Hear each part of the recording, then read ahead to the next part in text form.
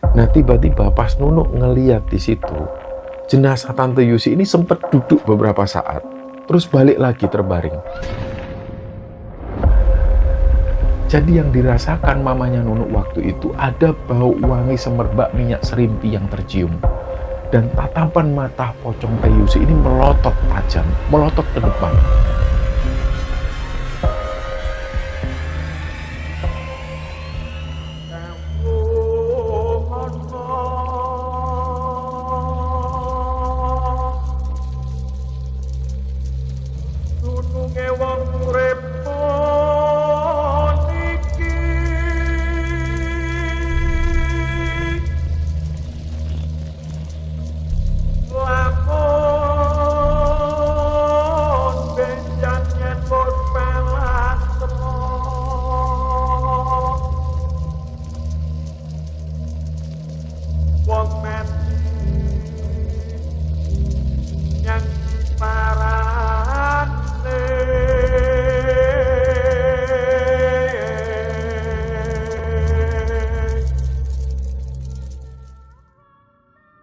Bismillahirrahmanirrahim. Assalamualaikum warahmatullahi wabarakatuh.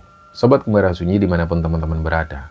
Pada kesempatan kali ini kami akan membagikan cerita yang dikirim oleh Sobat Kembara yang bernama Nunuk yang asalnya dari Bekasi. Sebelum kita masuk ke ceritanya, untuk teman-teman yang nonton tayangan ini dan belum subscribe, jangan lupa untuk subscribe lebih dulu agar channel Kembara Sunyi ini lebih berkembang lagi dan kami lebih bersemangat lagi dalam membuat konten-konten terbaru di Kembara Sunyi. Dan untuk teman-teman yang telah mendukung kami sejauh ini, kami mengucapkan terima kasih banyak. Semoga amal kebaikan teman-teman dibalas kebaikan berlipat oleh Allah Subhanahu wa Ta'ala.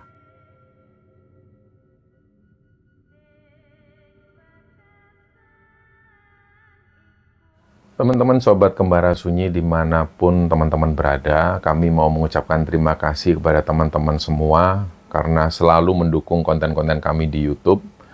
Dan sekarang ini teman-teman, kalian juga bisa menikmati konten eksklusif kami di Noise. Hanya dengan Rp20.000, teman-teman nggak cuma bisa menikmati karya kami yang spesial, tapi juga teman-teman ikut mendukung semangat kami untuk terus berkarya. Dukungan kalian semua sangat berarti bagi kami, dan ini adalah cara kecil untuk menghargai usaha para konten kreator. Jadi teman-teman bisa langsung cek di Noise sekarang juga dan nikmati kontennya. Nah, sekilas Halif itu ngelihat ternyata yang dimakan sosok ibu-ibu dengan gaun merah itu adalah tangan manusia. Dan Hanif ini langsung punya firasat buruk bahwa dia sudah bisa menebak pasti sosok makhluk ini mau mencelakai Hanif. Di situ Hanif sudah pasrah, dia pasti mati.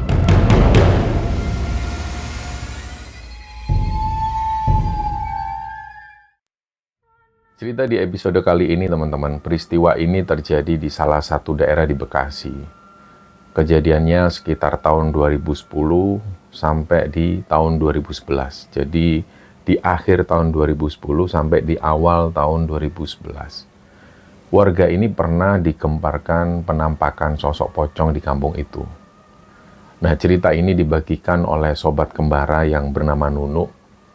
Nunuk lahir dan besar di salah satu daerah di Bekasi ini, kita sebut nama daerahnya Kampung Hitam. Seingat Nunuk di zaman dia masih kecil dulu, kampungnya ini terkenal dijadikan tempat-tempat judi. Ya, di situ juga ada orang-orang yang sering mabuk-mabukan. Dan nggak cuma itu, di sana juga sering digelar acara judi sabung ayam. Jadi hampir setiap hari pemandangannya itu selalu seperti ini. Nah, di kampung Nunuk ini, dia dan keluarganya itu tinggal di sebuah rumah.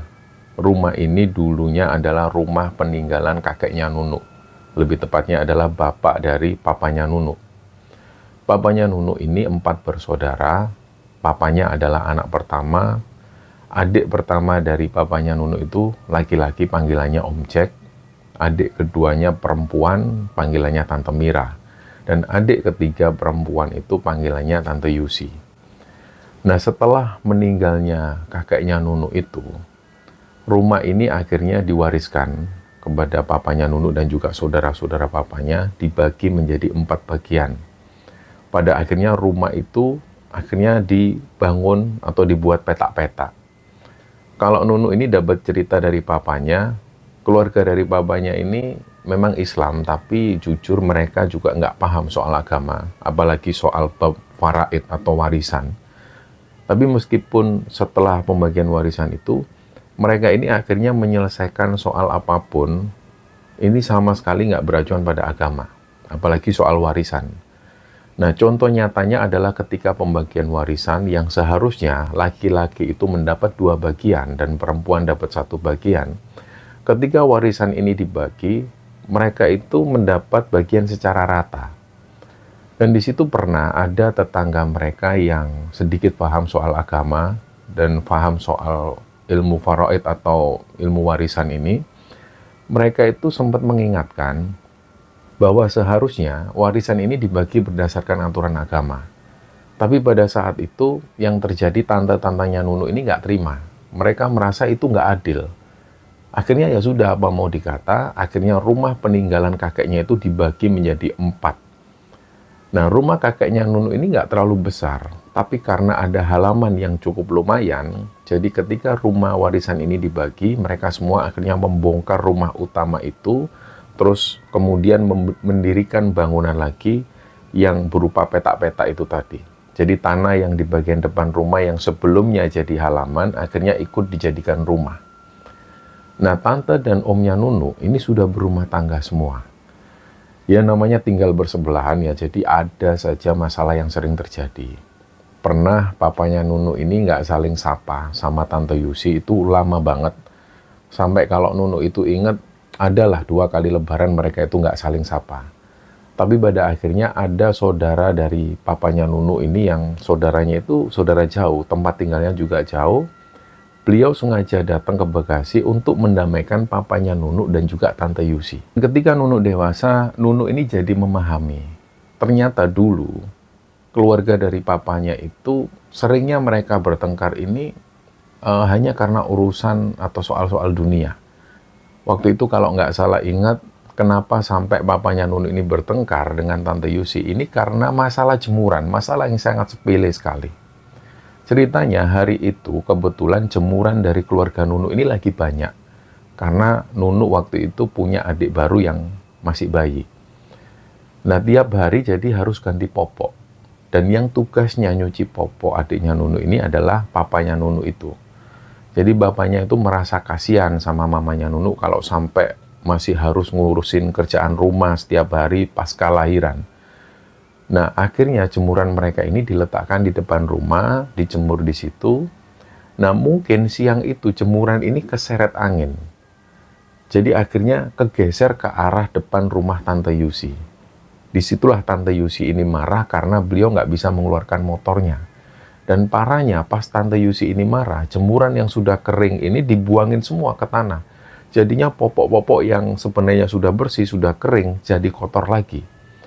Akhirnya papanya Nunu ini marah habis-habisan ke tante Yusi. Dan hal itu berlangsung sampai bertahun-tahun mereka nggak saling sapa. Ya sekitar 2 kali lebaran itu tadi. Nah, suatu ketika tante Yusi ini menikah. Untuk yang kedua kalinya, situasi waktu itu antara papanya Nunu dan tante Yusi sudah baikan mereka. Acara akad nikah digelar sederhana di rumah, didatangi saudara-saudara dekat dari pihak laki-laki juga. Dan di tengah acara tiba-tiba ada 4 orang yang datang. Mereka naik mobil, dari kejauhan mereka ini sudah teriak-teriak. Jadi di situ tamu-tamu yang lagi makan ini dibuat kaget semua. Nah, 4 orang yang baru datang ini terdiri dari 2 orang perempuan dan 2 laki-laki. 2 laki-laki yang datang ini badannya tegap dan badannya besar-besar semua. Yang perempuan, yang satu itu usianya sekitar 30 tahunan dan yang satunya lagi ini sudah sekitar 50 tahunan lebih. Nah, mereka ini sudah teriak-teriak dari sejak mulai mereka turun dari mobil. Dan pas mereka dekat, barulah orang-orang ini akhirnya ngerti. Tamu-tamu yang di sana baru paham ternyata mereka-mereka yang baru datang ini mengaku dari keluarga pihak istri sah dari suami tante Yusi itu. Pernikahan tante Yusi ini adalah pernikahan diam-diam tanpa sepengetahuan dari istri pertama. Jadinya ributlah semua yang ada di sana sampai sempat ada yang dipukul oleh laki-laki tegap yang barusan datang tadi. Nah, suasana pernikahan yang semua tenang awalnya, jadi semakin nggak karu-karuan. Singkatnya Pak RT turun tangan dan meluruskan permasalahannya. Intinya pihak dari istri pertama ini tetap nggak setuju dengan pernikahan tersebut. Tapi pernikahan ini nggak bisa dibatalkan. Jadinya di situ pihak istri pertama mengancam suaminya ini supaya nggak datang lagi ke rumah Tante Yusi. Dan secepatnya harus segera menceraikan Tante Yusi. Dan sekitar 2 jam mereka bersitegang di situ, akhirnya pihak istri pertama pun meninggalkan lokasi. Dan sejak saat itu Tante Yusi ini dicap sebagai perempuan perebut suami orang. Ternyata seminggu setelah pernikahan Tante Yusi ini, perut Tante Yusi itu kelihatan membesar. Keluarga Nunuk baru tahu ternyata Tante Yusi ini sudah hamil sekitar 3 bulan. Jadilah semakin gempar kampung itu, makin banyak yang ngomongin Tante Yusi. Mereka bilang semua bahwa Tante Yusi ini lonte lah, pelacur lah. Mereka bilang Tante Yusi itu perempuan murahan. Mereka bilang Tante Yusi itu hamil di luar nikah. Tapi meskipun banyak yang menghujat dan juga membicarakan Tante Yusi, dia tetap cuek karena orangnya memang seperti itu. Ya dia beraktivitas di luar seperti biasa. Tante Yusi ini kerjaannya di salon, nggak jauh dari sana. Tiap hari ya dia berangkat kerja di salon itu naik motor. Dan setiap kali Tante Yusi lewat orang-orang, mereka itu selalu ngeliatin. Dan setelahnya pasti mereka ini ngomongin Tante Yusi. Tapi di situ sekali lagi Tante Yusi tetap cuek. Dan suami Tante Yusi juga nggak pernah lagi muncul. Tapi kata papanya Nunuk, suami Tante Yusi ini masih terus menafkahi Tante Yusi. Ada kabar yang didengar Nunuk belakangan itu, katanya istri pertama suami Tante Yusi itu ternyata mandul, nggak bisa punya anak. Pernikahan mereka sudah berjalan sekitar 5 tahunan. Jadi dari situlah laki-laki ini akhirnya memutuskan untuk menikah lagi secara diam-diam. Karena keluarga dari pihak laki-laki sudah menginginkan cucu. Dan kabarnya ketika anak ini lahir nantinya, anak ini akan dibawa oleh keluarga pihak laki-laki. Tapi Tante Yusi sering bilang ke ibunya Nunuk, kalau anak ini lahir, aku mau merawatnya sendiri. Aku nggak sudi keluarga mereka ngambil anakku ini. Dan hal ini tuh sering disampaikan Tante Yusi ke ibunya Nunuk. Dan berjalannya waktu, usia kandungan Tante Yusi itu semakin besar. Kira-kira waktu itu menginjak usia kehamilan 7 bulan. Di area rumah Nunuk ini ada banyak keganjilan waktu itu. Mereka sendiri nggak tahu awalnya seperti apa dan kenapa kok tiba-tiba banyak keanehan. Keanehan pertama dialami oleh papanya Nunuk. Nama papanya Nunuk ini Pradi. Tetangga sekitar memanggilnya kadang Om Pradi, kadang Pak Pradi. Malam itu, Om Pradi ini lagi ada giliran jaga ronda sama orang-orang kampung.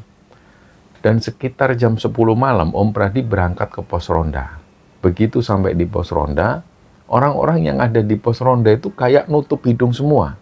Tapi mereka sendiri ini mau sungkan ngomong ke Om Pradi itu. Akhirnya satu persatu dari mereka ini agak menjauh. Nah, nggak lama setelah itu datanglah Oni. Oni ini bisa dibilang yang paling muda di antara yang lain yang ada di pos ronda itu. Jadi pas Oni ini datang, dia langsung nyeplos. Anjing, bau tai nih, bau tai. Sandal siapa nih yang nginjek tai nih? Terus Oni ini sambil ngendus-ngendus. Hidungnya itu ngendus-ngendus mencari bau ini. Lama-lama Oni ini makin mendekat ke arah Om Pradi. Terus Oni ini bilang, lah Om, kok Om Pradi bau tai Om? Nah di situ Om Pradi kaget dan heran. Dia akhirnya ngendus-ngendus badannya sendiri. Tapi waktu itu Om Pradi nggak nyium bau apa-apa. Ya bau badannya ini normal. Dan nggak lama setelah itu bapak-bapak yang lain yang ada di pos ronda ini akhirnya ikut ngomong. Iya Om, maaf ya Om. Dari tadi emang kita nyium bau tai Om. Itu pas Om Pradi ini datang. Maaf ya Om, kami sungkan mau ngomong.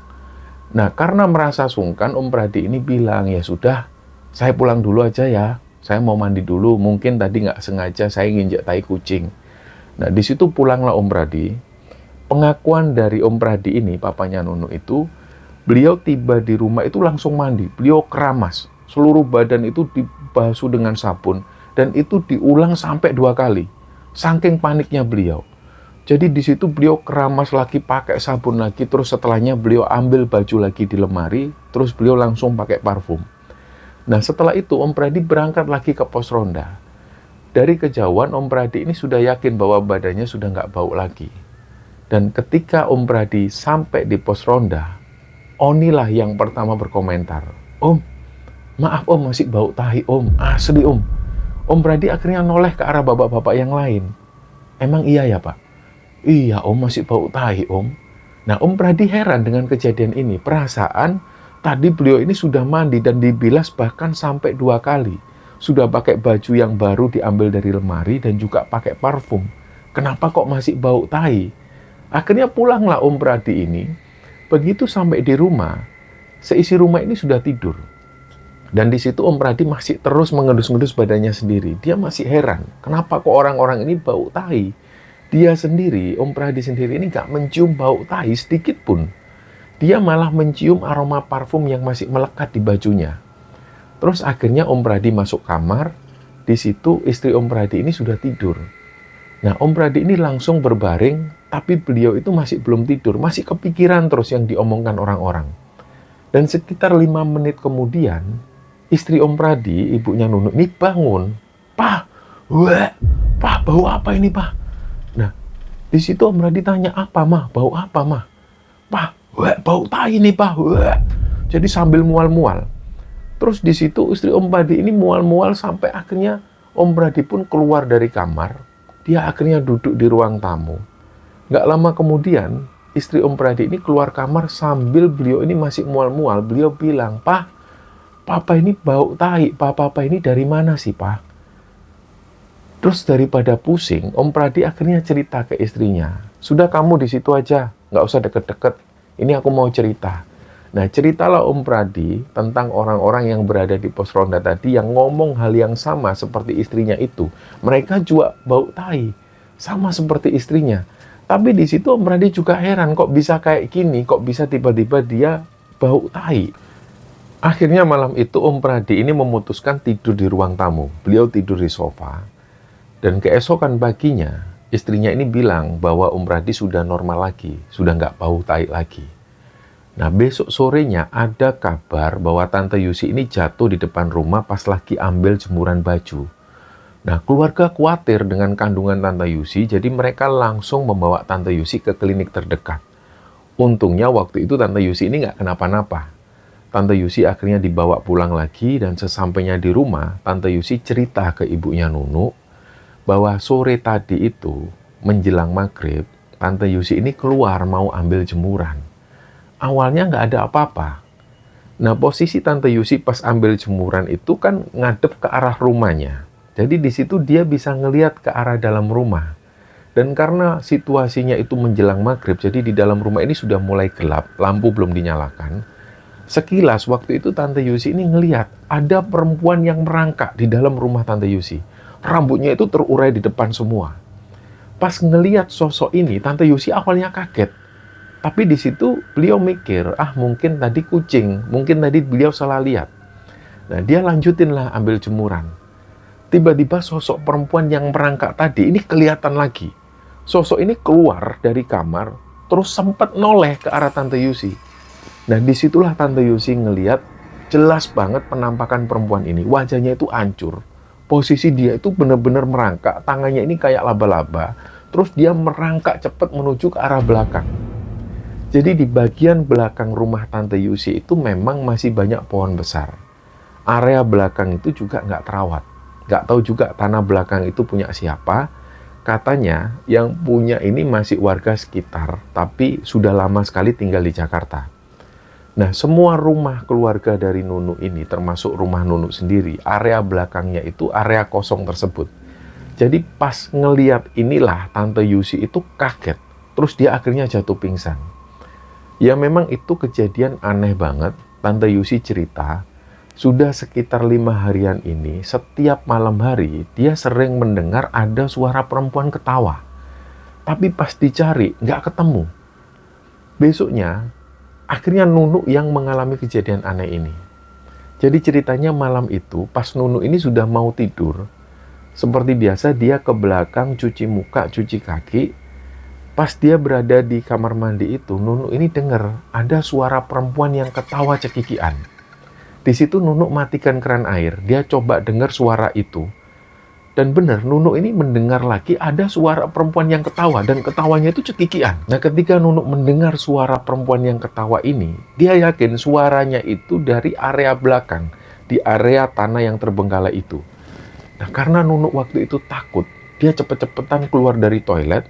Begitu dia keluar dari toilet, Nunu ini kayak pingin noleh ke arah kanan, ke arah belakang. Jadi di sebelah toilet ini kan dapur. Di dapur itu ada pintu yang menuju ke area belakang. Nah, pintu di bagian itu, ini atasnya itu ada semacam kayak ventilasi, nggak terlalu besar. Disitulah Nunu ini noleh menghadap ke arah sana, dan dia ngeliat ternyata ada yang ngintip di situ. Kelihatan banget ada dua mata dan rambut yang berantakan. Langsung otomatis Nunu ini teriak ketakutan. Papanya Nunu, Om Pradi ini langsung nyamperin Nunu, dia tanya, "Kenapa kamu, Kak?" Nah, Nunu di situ cuma bisa nangis sambil dia bilang, itu pak, takut pak. Langsung Om Pradi di situ buka pintu yang menuju ke arah belakang itu. Pas begitu dibuka, nggak ada apa-apa. Tapi memang auranya di sana itu memang langsung beda. Kayak berasa ada sesuatu yang dingin yang membuat bulu kuduk itu merinding. Dan setelah itu Om Pradi langsung tutup pintu itu lagi dan nyuruh Nunu langsung masuk kamar. Nah, malam itu atap rumah mereka ini ada yang ngelempar. Awalnya mereka mendengar ada suara yang kenceng banget, suara lemparan yang kenceng banget. Di situ Nunu bangun. Ternyata begitu Nunu keluar kamar, papanya pun juga ikut bangun. Tapi ternyata ini bukan atap mereka yang dilempar. Mereka yakin kayaknya ini atap rumah Tante Yusi. Nah, di situ Nunu pun melanjutkan tidur, tapi papanya Nunu ini masih terus terjaga. Dia akhirnya duduk di ruang depan, dan gak lama setelah itu giliran atap rumah mereka ini yang dilempar sesuatu. Dan itu kenceng banget suaranya. Duak. Gangguan-gangguan semacam ini terus mereka alami. Akhirnya sampai hari itu, papanya Nunu ini gak menemukan siapa yang melempar lemparan-lemparan ini. Dan di situ gak hanya Nunu dan keluarga yang mengalami. Semua tante dan juga om-omnya Nunu yang tinggalnya bersebelahan ini juga mengalami hal yang sama. Nah, singkatnya Tante Yusi ini sudah mau melahirkan. Usia kandungan Tante Yusi ini sudah menginjak 9 bulan. Menjelang persalinan, Tante Yusi itu kesehatannya ini semakin labil. Sering banget beliau itu keluar masuk rumah sakit. Dan yang terakhir, Tante Yusi itu harus opnam sekitar 5 harian di rumah sakit. Nah, suatu siang ketika Tante Yusi ini berada di rumah, Tante Yusi ini mendatangi rumahnya Nunu. Kebetulan di rumah Nunu itu cuma ada ibunya Nunu. Nah, Tante Yusi ini ngomong ke ibunya Nunu, "Teh, minta tolong diteleponkan AA Pradi, Teh. Yusi mau ngomong sama AA." Nah, dalam batin ibunya Nunu waktu itu, ini Yusi kok aneh banget, tiba-tiba minta diteleponkan papanya Nunu. Tapi ya sudahlah, mungkin pas ke rumah Nunu itu Tante Yusi nggak bawa HP. Terus akhirnya di situ ibunya Nunu menyambungkan telepon ke papanya Nunu ini. Di situ ibunya bilang, "Papa lagi di mana? Ini Pak, Yusi mau ngomong katanya." Terus telepon diserahkan ke Tante Yusi. Nah, Tante Yusi ini sempat diam beberapa detik sebelum ngomong ke papanya Nunu. Terus Tante Yusi di situ mulai terisak. Nah, Tante Yusi ini ngomongnya sambil kayak menahan sedih. Dia bilang, Yusi minta maaf ya, Selama ini Yusi selalu ngerepotin AA. Yusi selalu bersikap nggak baik sama AA. Yusi minta maaf pokoknya, Di situ ibunya Nunu ini heran, ini kenapa kok Yusi ngomong kayak gini, tiba-tiba minta maaf ke papanya Nunu sambil nangis juga. Ibunya Nunu ini yakin, pasti papanya Nunu itu juga kaget mendengar Tante Yusi minta maaf kayak gitu. Terus setelah itu telepon ini ditutup, langsung ibunya Nunu ini nanya, "Kamu Teh kenapa Yusi? Ada salah apa sama papanya Nunu kok minta maaf segala?" Nah, Tante Yusi ini masih dalam keadaan nangis, dia bilang, "Iya Teh, Yusi inget kesalahan Yusi kemarin-kemarin sama AA Pradi. Kasihan AA Pradi. Harusnya rumah AA Pradi kan nggak sesempit ini. Yusi baru tahu pas dengerin ceramah di medsos Teh. Ternyata bener Teh. Harusnya perempuan itu dapat bagian warisannya itu 1 bagian Teh. Sedangkan laki-laki 2 bagian. Gini aja deh Teh. Nanti kalau Yusi sudah nggak di sini lagi, rumah Yusi bisa Teteh tempatin sama Nunu. Besok-besok kan Nunu pasti berumah tangga. Nunu biar nempatin rumahku sama suaminya." Pokoknya apa yang dikatakan Tante Yusi ini seperti itu terus. Dan sorenya ketika Nunu pulang sekolah, Nunu ini dapat cerita ini dari ibunya. Nah, masih di hari itu, sekitar jam 7 malam, selepas adzan Isya persis, Tante Yusi ini teriak kesakitan. Nah, malam itu papanya Nunu sudah ada di rumah. Mereka semua yang mendengar teriakan Tante Yusi ini langsung menuju ke rumah Tante Yusi. Ternyata air ketuban Tante Yusi ini sudah pecah. Jadi cepet-cepetan langsung Tante Yusi ini dibawa ke rumah sakit. Begitu sampai di rumah sakit, ibunya Nunu ini dapat info dari pihak rumah sakit bahwa Tante Yusi mengalami pendarahan yang parah banget, yang hebat banget. Dan sempat beberapa kali Tante Yusi ini nggak sadarkan diri. Dan pada saat itu nggak ada yang diperbolehkan masuk karena situasinya masih sangat darurat. Di situ ibunya Nunu dan juga saudara-saudara dari papanya Nunu ini sudah berulang kali mencoba menghubungi suami Tante Yusi, tapi dia tetap nggak angkat telepon. Nah, ibunya Nunu akhirnya sempat mengirim pesan ke HP suami Tante Yusi. Beliau mengabarkan bahwa Tante Yusi mau melahirkan. Nggak tahu apakah nantinya dia datang atau enggak, yang penting dia sudah mengirim pesan. Dan hampir sekitar 1 jam lebih, keluarga ini masih menunggu kabar dari dalam. Nggak lama setelah itu keluarlah dokter yang menangani Tante Yusi. Dari raut wajah dokter ini kelihatan kalau dokter ini mau menyampaikan berita yang sangat berat sekali. Dan ternyata benar, di situ dokter menyampaikan Tante Yusi nggak selamat. Beliau meninggal, tapi bayi laki-lakinya berhasil lahir dengan selamat dan dalam kondisi yang sehat. Nah, di momen inilah Nunu melihat papanya itu nangis sampai suaranya itu keluarnya agak kencang. Dan baru kali itu Nunu melihat papanya ini nangis sekencang itu. Nunu ini sempat melihat dulu ketika kakeknya meninggal, papanya Nunu itu nggak menangis sekencang itu. Begitu juga dengan ibunya Nunu. Mereka semua nangis. Dan juga Tante Mira dan Om Jack, adik-adik dari papanya Nunu ini, mereka semua nangis. Dan singkatnya, setelah semua urusan administrasi ini diselesaikan, jenazah Tante Yusi dibawa ke rumah duka. Warga sudah banyak yang mendengar kabar meninggalnya Tante Yusi. Mereka ini akhirnya semua berkumpul di rumah Tante Yusi. Jadi Nunu ngelihat ada beberapa ibu-ibu yang dulunya sering membicarakan Tante Yusi. Pada saat mendengar kabar Tante Yusi meninggal, mereka pun juga ikut sedih. Mereka juga merasa kehilangan Tante Yusi. Dan mereka akhirnya menyesal karena selama ini dengan sia-sia sering membicarakan Tante Yusi. Singkatnya, malam itu juga jenazah Tante Yusi ini dimandikan dan dikafankan.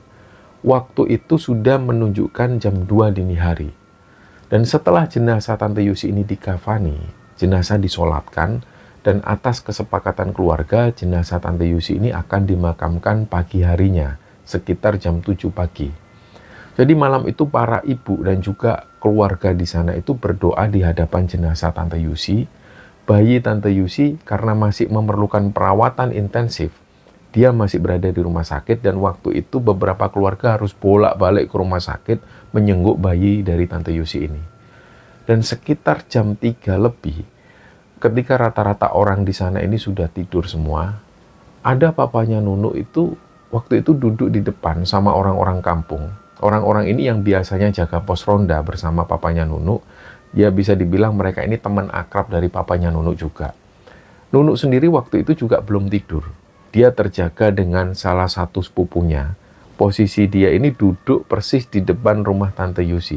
Jadi di situ Nunu bisa ngelihat jenazah Tante Yusi yang terbaring. Nah, di samping jenazah Tante Yusi itu ada Tante Mira dan juga ibunya Nunu. Mereka berdua itu lagi membacakan surat Yasin di depan jenazah Tante Yusi. Nunu itu sempat kasihan ngelihat ibunya yang dari tadi itu belum istirahat. Jadi Nunu di situ ngeliatin ibunya terus dari luar. Nah, tiba-tiba pas Nunu ngeliat di situ, jenazah Tante Yusi ini sempat duduk beberapa saat, terus balik lagi terbaring. Tapi anehnya, momen ketika jenazah Tante Yusi ini sempat duduk, ini nggak dilihat oleh ibunya Nunu maupun Tante Mira. Padahal mereka berdua itu persis berada di depan jenazah Tante Yusi. Langsung pada saat itu juga, Nunu masuk ke dalam manggil ibunya, "Mama, Mama." Nah, ibunya ini kaget. Terus di situ Nunu bisik-bisik ke telinga ibunya, "Mah, tadi jenazah Tante Yusi duduk." Nah, ibunya Nunu ini melongo. Ya mungkin karena ibunya Nunu waktu itu sudah capek, ngantuk, jadi pas dapet cerita ini, ibunya Nunu itu kayak orang bingung. Pada intinya di situ ibunya Nunu ini nggak percaya. Dan begitu pun juga dengan Tante Mira. Akhirnya nggak lama setelah itu, Nunu balik lagi duduk di luar rumah. dia masih ngobrol bersama sepupunya. Jadi pandangan Nunu waktu itu sudah nggak lagi menghadap ke arah rumah Tante Yusi. Dia menghadap ke arah sepupunya, dia ngobrol-ngobrol. Kira-kira 2 menit setelah itu, Tante Mira dan juga ibunya Nunu ini jerit. Terus mereka ini lari keluar dari rumah. Nah, mereka semua yang ada di sana kaget, termasuk papanya Nunu dan juga bapak-bapak yang ada di sana itu kaget juga. Mereka langsung mendekat ke arah ibunya Nunu sambil mereka tanya, "Ada apa? Ada apa?" Nah, ibunya Nunu ini bilang sambil meluk papanya. Dia bilang, "Pak, jenazah Yusi bangun, Pak. Jenazah Yusi bangun." Orang-orang yang bapak-bapak ini, mereka nggak percaya. Akhirnya mereka samperin lah ke rumah Tante Yusi, mereka cek jenazah Tante Yusi. Nah, yang bapak-bapak ini lihat, jenazah Tante Yusi itu masih seperti keadaan semula. Nggak ada yang aneh. Terus papanya Nunu ini tanya ke ibunya Nunu, "Ada apa sih, Ma? Kamu itu aneh-aneh, Ma. Sudah, Mama istirahat dulu lah. Mama itu kecapean." Nah, disinilah akhirnya Tante Mira itu bilang, "Iya, A, bener, A. Aku sama Tete tadi ngeliat jenazah Yusi itu bangun, A." Nah, mendengar ini, Nunu itu langsung bilang juga ke papanya, "Iya, Pak. Tadi Nunu juga ngelihat jenazah Tante Yusi itu sempat bangun sebentar. Tadi Nunu juga sempat bilang juga ke Mama." Nah, akhirnya di situ ibunya Nunu dan juga Tante Mira ini istirahat.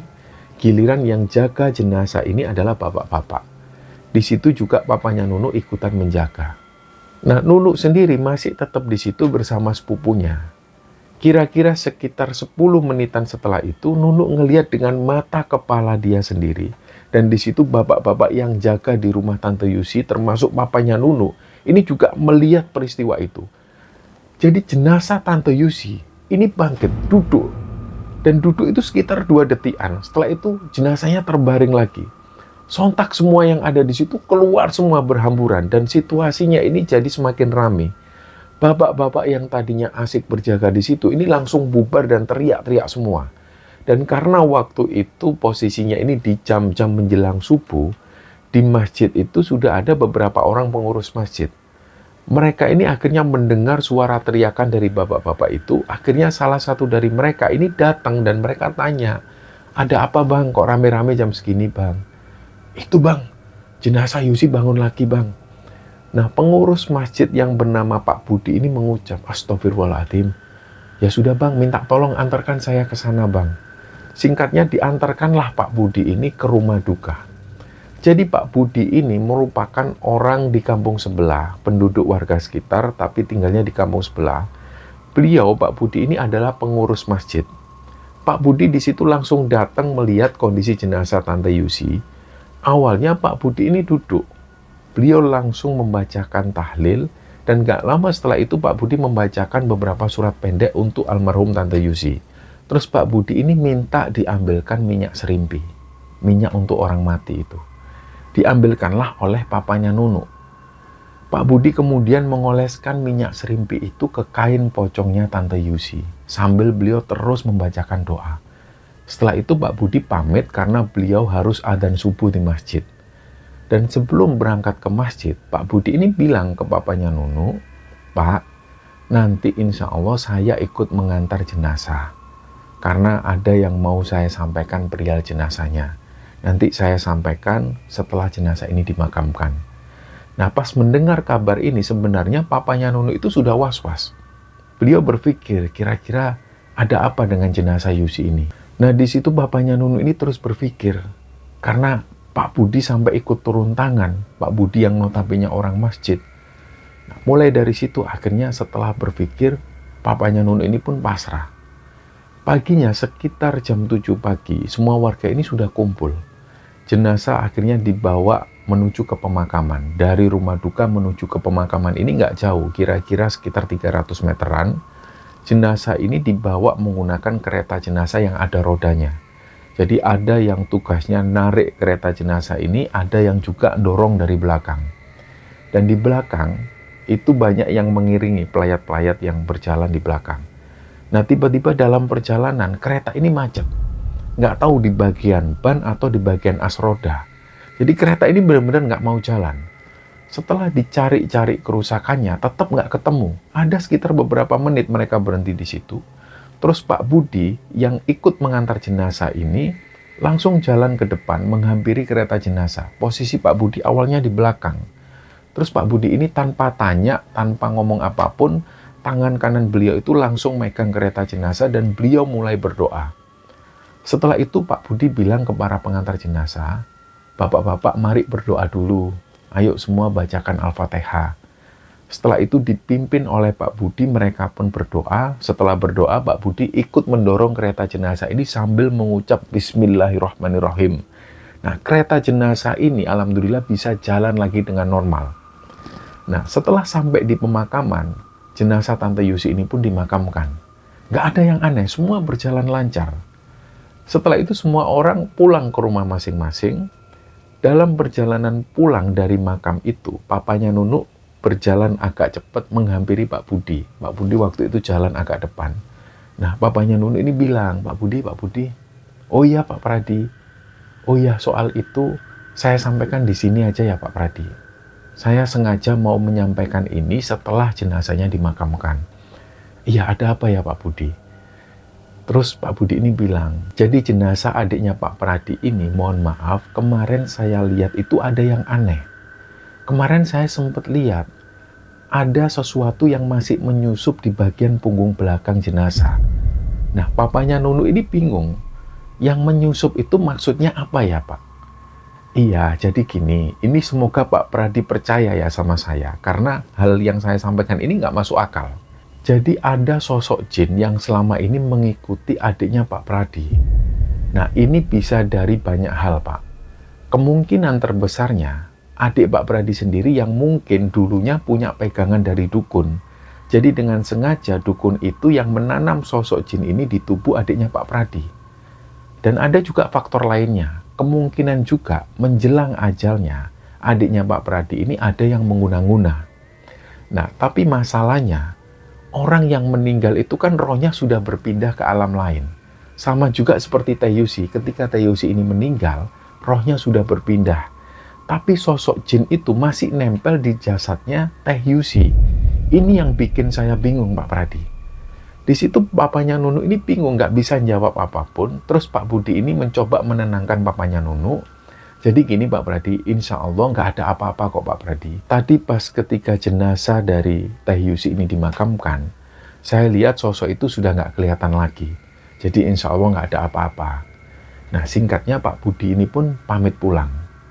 Malam itu ketika keluarga ini menggelar acara tahlil di rumah Nunu, bayinya Teh Yusi ini sudah berada di rumah. Bayinya tidur di kamar.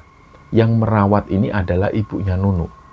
Nah, setelah tahlil ini, ibunya Nunu itu bilang ke Nunu, "Nu, tadi Teh Yusi kesini." Nah, kagetlah Nunu. "Kesini gimana maksudnya, Mah?"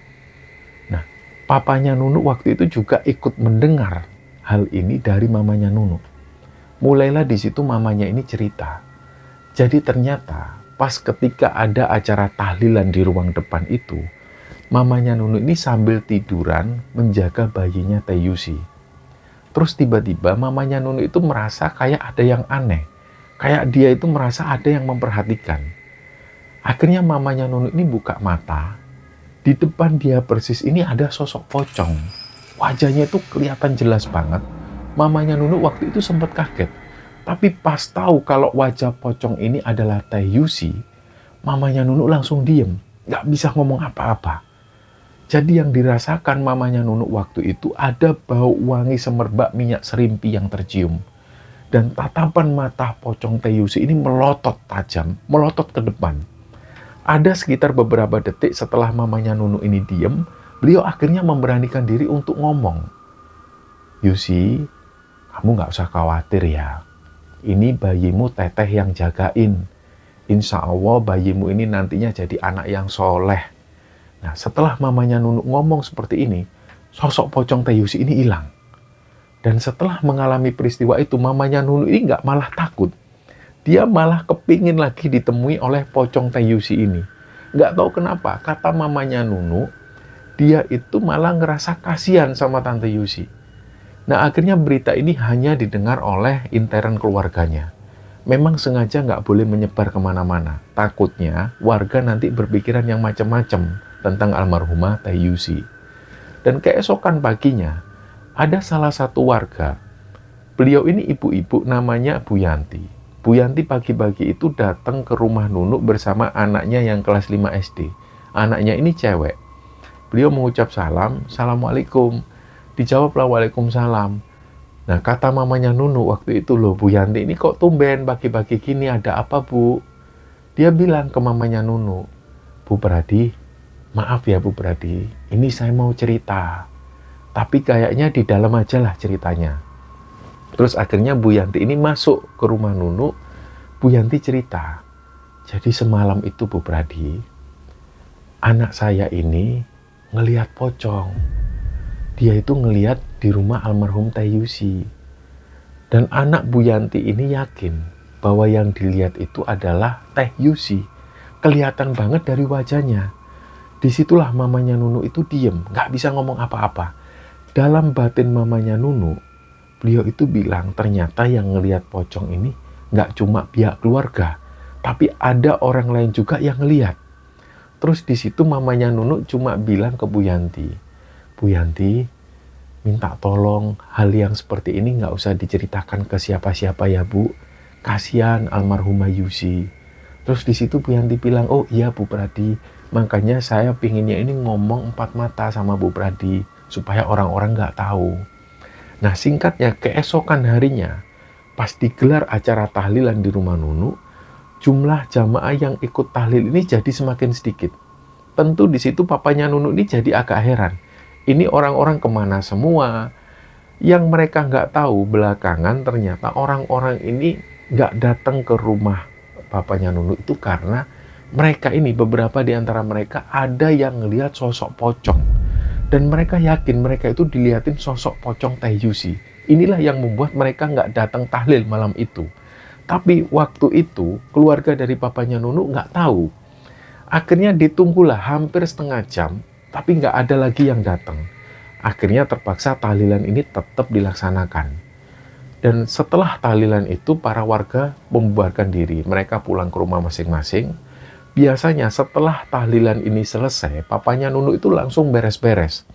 Tapi mungkin karena malam itu beliau ini kecapean, beliau akhirnya tiduran di lantai, beralaskan tikar, pintu rumah itu masih dalam keadaan terbuka. Ya waktu itu papanya Nunu ini tidurnya cuma memejamkan mata, tidur-tidur ayam. Terus tiba-tiba dia ini mendengar suara bayi Tante Yusi ini nangis.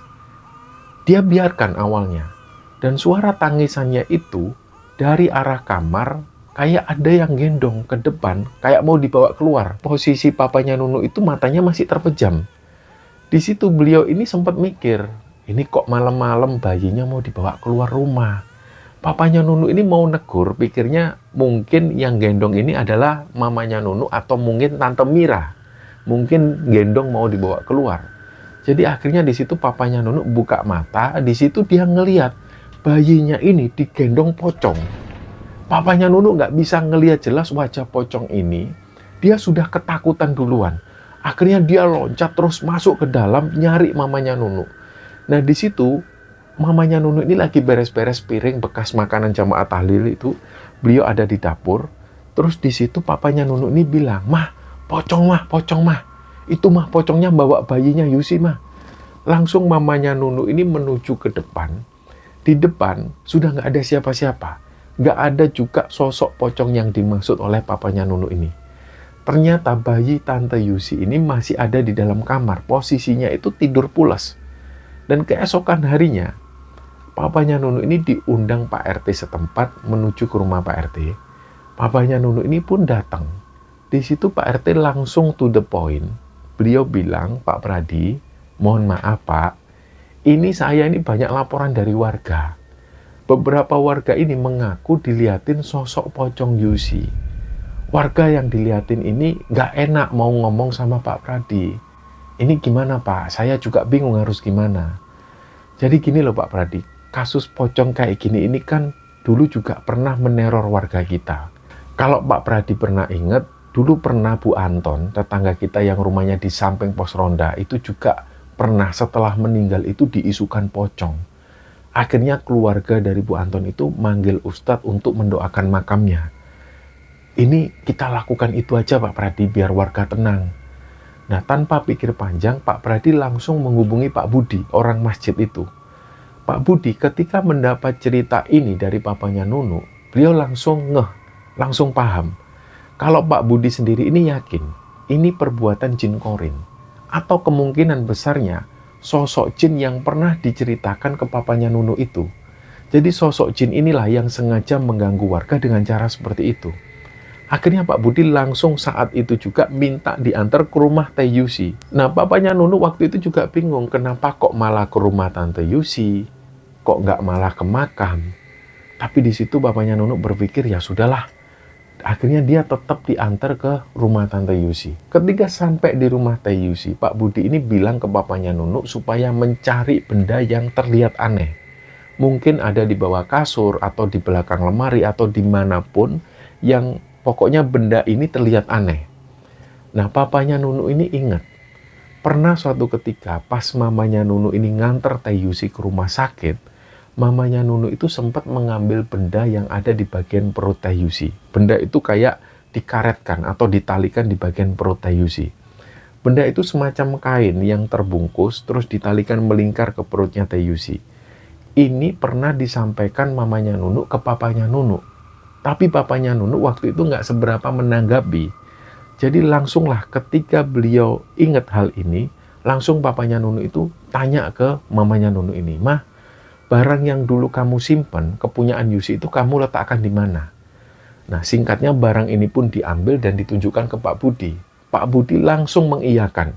Dia yakin barang ini yang dimaksud. Terus saat itu juga benda ini dibakar persis di depan rumah Teh Yusi. Abunya akhirnya beliau tanam, dan semenjak saat itu baik keluarga Nunu maupun warga yang lain sudah nggak pernah lagi ada yang diteror sosok pocong. Dan setelah meninggalnya Tante Yusi itu, kira-kira 2 tahun kemudian, pihak suami Tante Yusi ini datang. Niatnya mereka ini mau mengambil bayinya Tante Yusi. Tapi dengan tegas pihak keluarga Nunu itu menolak hal ini. Waktu itu Nunu sempat melihat papanya ini marah betul dan hampir-hampir melempar keluarga mereka dengan pot bunga yang ada di depan rumah. Setelah itu, ketika mengalami hal ini, mereka nggak pernah lagi datang ke rumah.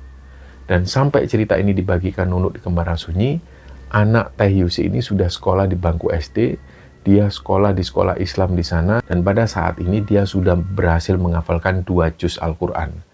Dan kisah inilah teman-teman yang dibagikan oleh Nunu di Kembaran Sunyi. Semoga kisah ini bisa kita ambil hikmah dan bisa kita ambil pelajaran di dalamnya. Mohon maaf jika ada salah-salah kata. Wassalamualaikum warahmatullahi wabarakatuh. Jalan kakiku melangkah, datang bertanya Dewi Asmara, dari manakah berawal kasih teruna di kokon berkunjung tiba, barat dan timur mengemata, agaknya syarat tanda menyinta. Meski membisu 1000 basah, keringan mata pengganti 1000 kata.